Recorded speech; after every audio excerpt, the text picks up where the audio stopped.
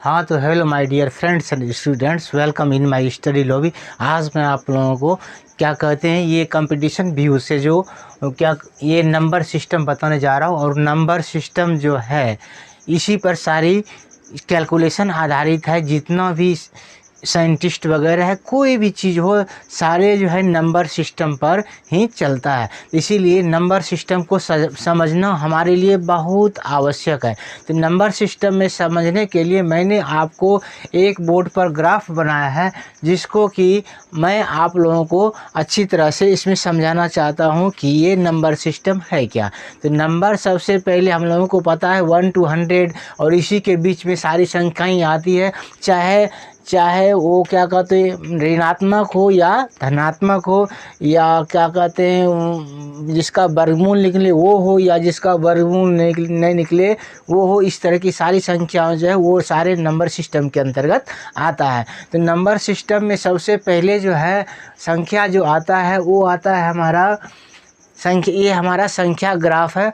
तो संख्या ग्राफ में सबसे पहले जब इसको डिवाइड करते हैं, इसको हम दो भागों में डिवाइड करते हैं। ठीक है, संख्या ग्राफ को सबसे पहले क्या करते हैं, दो भागों में हम डिवाइड करते हैं।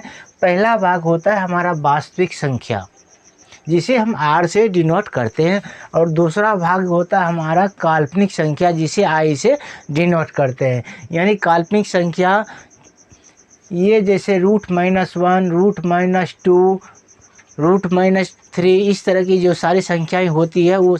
हाँ तो दोस्तों, हम आपको बता रहे थे कि संख्या ग्राफ के अंतर्गत जो है संख्या को मुख्यतः दो वर्गों में बांटा गया है, एक वास्तविक संख्या और दूसरा क्या, काल्पनिक संख्या। तो वास्तविक संख्या जो है, वास्तविक संख्या को भी दो वर्गों में बांटा गया है। सबसे पहले है हमारा परिमेय संख्या। तो परिमेय संख्या जो है इसका बेसिक परिभाषा ये है कि जिस संख्या का वर्गमूल हम आसानी से निकाल सकते हैं वो हमारा क्या होता है, परिमेय संख्या।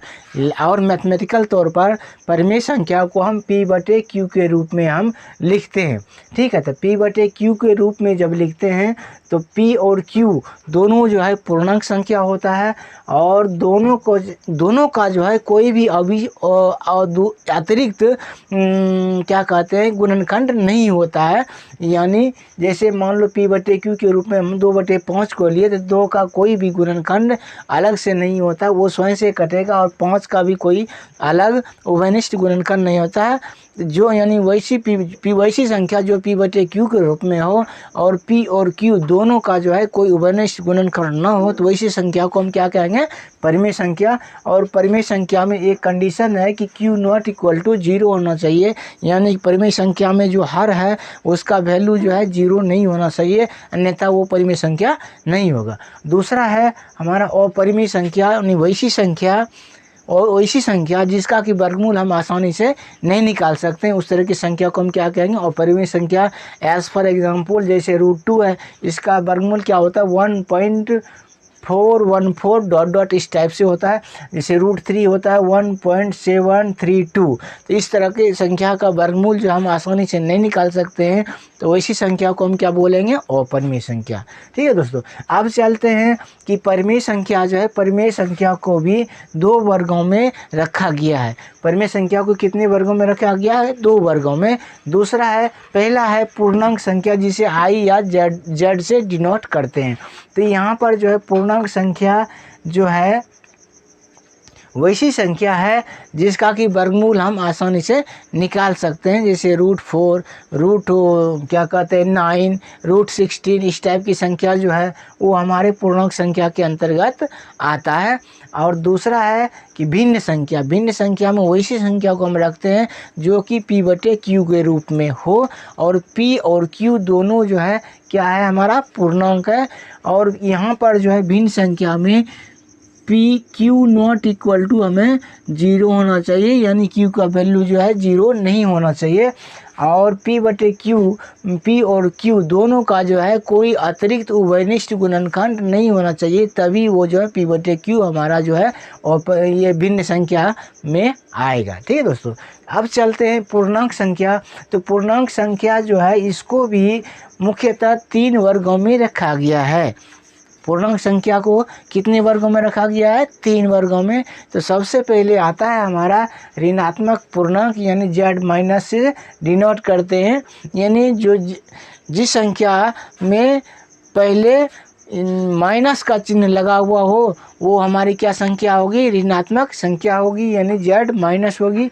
और धनात्मक पूर्णांक जो है इसको हम जेड प्लस से डिनोट करते हैं, माने वैसी संख्या जो कि प्लस में हो तो वैसी संख्या को हम क्या बोलेंगे? धनात्मक संख्या। और शून्य जो है हमारा धनात्मक पूर्णांक है ही, ठीक है। तो इसके बारे में कुछ चर्चा ही नहीं करना है, लेकिन आपको पता होना चाहिए कि शून्य जो है एक धनात्मक पूर्णांक है। अब चलते हैं, जैसे कि धनात्मक पूर्णांक जेड प्लस जो है इसको भी 2 वर्गों में बांटा गया है। तो सबसे पहला है हमारा प्राकृतिक संख्या, जिसे n से डिनोट करते हैं, यानी प्राकृतिक संख्या किसे कहते हैं? गिनती की संख्या को हम प्राकृतिक संख्या कहते हैं। जैसे 1 2 3 4 5 6 डॉट डॉट अनंत तक की सारी संख्या जो है वो प्राकृतिक संख्या के अंतर्गत आता है। और दूसरा है हमारा पूर्णांक संख्या, जिसे हम पूर्ण संख्या भी कहते हैं। इसे W से डिनोट करते हैं, यानी होल नंबर। होल नंबर का मतलब है कि इसमें जीरो सहित आएगा, यानी जीरो से शुरू होने वाली संख्या को हम क्या कहेंगे? पूर्ण संख्या। यानी 0 1 2 3 4 5 डॉट डॉट अनंत तक की जो सारी संख्या हैं वो सारे हम पूर्ण संख्या के अंतर्गत आता है दोस्तों। अब चलते हैं, सबसे पहले जिस पर कि ज़्यादा फोकस पड़ता है, यानी जो कि हमारे मैथमेटिक्स का बेस है, वो है हमारा प्राकृतिक संख्या। और यहीं से हमारा मैथमेटिक्स शुरू होता है, यानी कि नेचुरल नंबर से।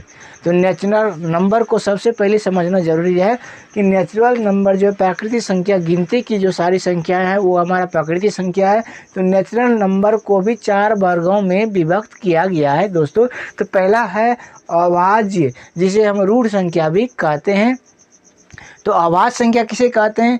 तो अभाज्य संख्या वैसी संख्या है जिसका कोई भी उभयनिष्ठ गुणनखंड नहीं होता है, यानी वह संख्या स्वयं से कटे और किसी दूसरी संख्या से नहीं कटे, तो वैसी संख्या को हम अभाज्य संख्या कहते हैं। एज फॉर एग्जांपल है 2 3 5 2 2 2 3 5, इस टाइप से आ जाएगा आपका।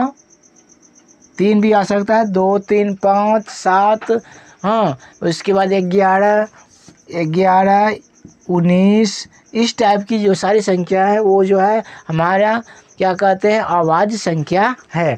और उसके बाद चलते हैं यौगिक संख्या। यौगिक संख्या जो है वैसी ये संख्या है यौगिक संख्या हमारा, तो ये है 2 नहीं 4 6 15 16, हाँ। इस तरह की सारी संख्याएं यौगिक संख्या कहलाती है।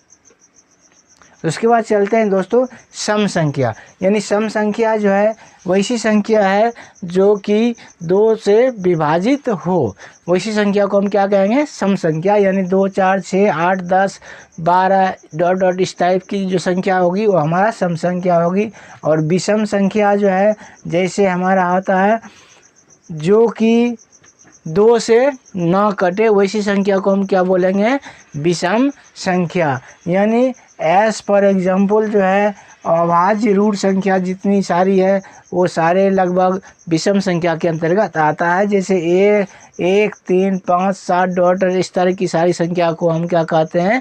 अभाज्य संख्या। तो नंबर सिस्टम के अंतर्गत थोड़ा संख्या को समझना ज़रूरी था, इसीलिए मैं आपको बताया। और नंबर सिस्टम के अंतर्गत जब हम सवाल बनाएंगे तो इससे संबंधित कुछ जो है इम्पोर्टेंस फैक्ट्स जो है मैं आपको अगले वीडियो में फिर बताऊंगा। आप कम से कम जो है वीडियो को देखें तो लाइक शेयर और सब्सक्राइब अवश्य करें। अब मिलते हैं फिर अगले वीडियो में। थैंक यू, धन्यवाद।